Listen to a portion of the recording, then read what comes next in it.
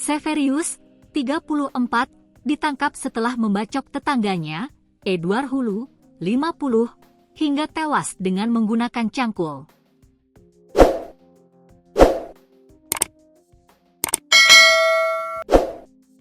Insiden tragis ini terjadi di Desa Sinarbaho, Kecamatan Lahusa, Kabupaten Nias Selatan, Sumatera Utara, pada Selasa, 6 Agustus 2025, sekitar pukul 15.30 waktu Indonesia Barat.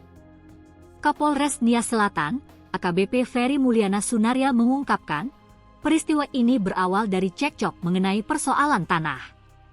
Severius melarang siapapun untuk melewati tanahnya, yang berfungsi sebagai jalan menuju Sungai Masio.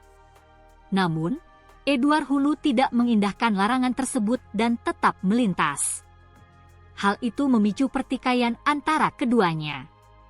Jadi pelaku yang sedang menggali tanah di pinggir jalan melihat korban dan memukul korban dari belakang dengan menggunakan alat cangkul bolak-balik yang mengenai kepala korban, sehingga kepala korban mengalami luka robek, ujar Ferry dalam keterangan persnya, Kamis, 11 September 2025. Akibat serangan brutal tersebut, Edward sempat tidak sadarkan diri dan segera dilarikan ke RSUD Dr. Thompson Gusit oleh warga setempat. Namun nyawa korban tidak dapat diselamatkan. Setelah melakukan aksinya, Severius menyerahkan diri kepada pihak kepolisian. Bahwa pelaku sudah menyerahkan diri ke Mako Polsek Lahusa sekitar pukul 17.45 WIB, tambah Ferry.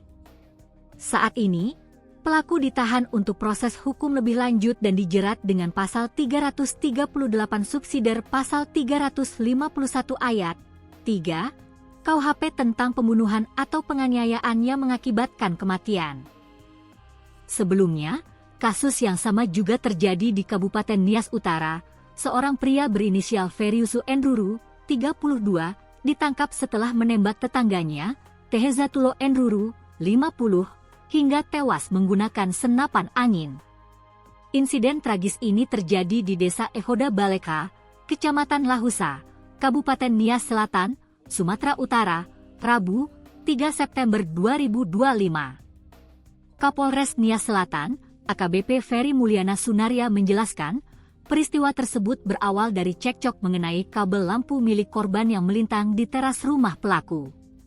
Sekitar pukul 7.30 WIB, Ferriusu meminta temannya, kesayangan Enduru, untuk menyampaikan kepada Tehezatulo agar segera menyingkirkan kabel listrik tersebut.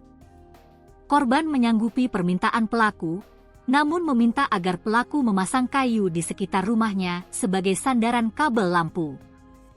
Pelaku menolak permintaan tersebut, ungkap Ferry dalam keterangan pers, Kamis, 11 September 2025.